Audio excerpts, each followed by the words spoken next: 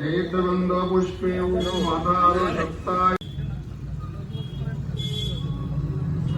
संकल्प विपुष्य अयमारम्भ शुभाय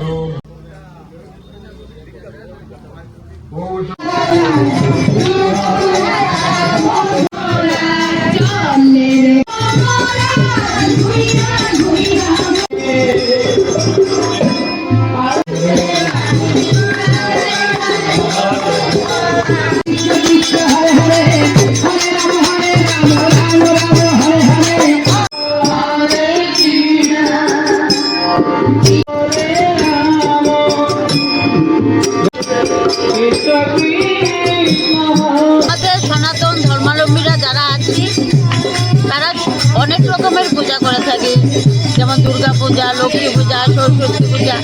তেমনি আমাদের তুলসী পূজারও একটা বিশেষ গুরুত্ব আছে। আমরা প্রত্যেক বছরই এই পূজা এখানে করে থাকি। তুলসী পূজা হচ্ছে সত্য এবং পবিত্রতার প্রতীক। আমরা তো সনাতনে বিশ্বাস করি। সনাতন ধর্ম এটা ধর্ম না, সনাতন এটা সংস্কৃতি।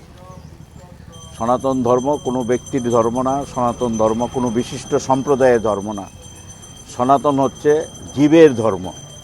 সুতরাং যারা অন্য ধর্ম করছে তারাও সনাতনী, কারণ সমস্ত শুধু মানুষ না, মানে পশু পাখি যা আছে সবাই আমরা সনাতনী। কারণ এটা আমাদের গীতাতে শুরুতেই বলেছে যে সর্বধর্মান পরিত্যাজ্য মামেকং শরণং ব্রজ অহং তাং সর্বপাপেভ্য মোক্ষয়িষ্যামি মা শুচি। সুতরাং সব ধর্মের অধীশ্বর একজনই, উনি পরিচালনা করেন।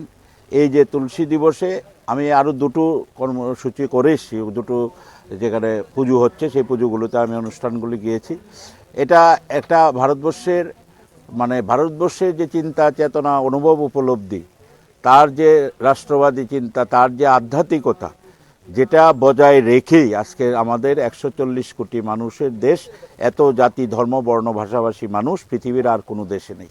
তার মূল কারণ হচ্ছে এক সূত্রে গেঁথে রেখেছে, কারণ ভারতবর্ষ সনাতন। এই সনাতনের একটা অনুষ্ঠান তুলসী দিবস। এই দিবসে এখানে আমি খয়েরপুরে এই কাশীপুরে এসেছি। কাশীপুরে এলাকাবাসীর উদ্যোগে একটা সুন্দর উৎসব হচ্ছে, পুজো হচ্ছে এবং সমস্ত জায়গায় হচ্ছে। এটা এখন প্রায় অনেকটা সার্বজনীন উৎসবের চেহারা নিতে চলছে। প্রতি বছরে এটা এই পুজোর সংখ্যাও বাড়ছে, কারণ এর মধ্যে দিয়ে ভারতবর্ষের যে চেতনা, ভারতবর্ষ যে আজকের পৃথিবীতে এই মহাশক্তিধর দেশ হয়েছে, শক্তিটা শুধু টেকনোলজি, ট্যুরিজম বা ট্রেডের মধ্যে সীমাবদ্ধ নয়, তার যে স্পিরিচুয়ালিটি, আধ্যাত্মিকতা, এটাও ভারতবর্ষের একটা মূল শক্তি।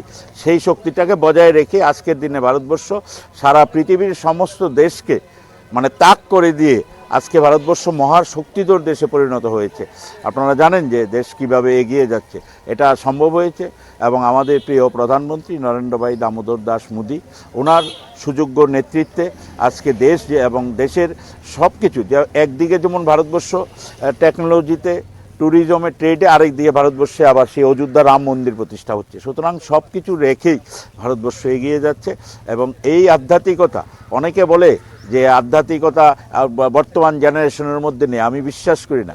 আপনারা দেখেছেন যে এই প্রয়াগে মহাকুম্ভ হয়েছে, সেখানে 65 কোটি মানুষ গঙ্গা স্নান করেছে, যার মধ্যে 50 কোটি এই 18 থেকে 30 বছরের মধ্যে যুবক যুবতী সেখানে গঙ্গা স্নান করেছে।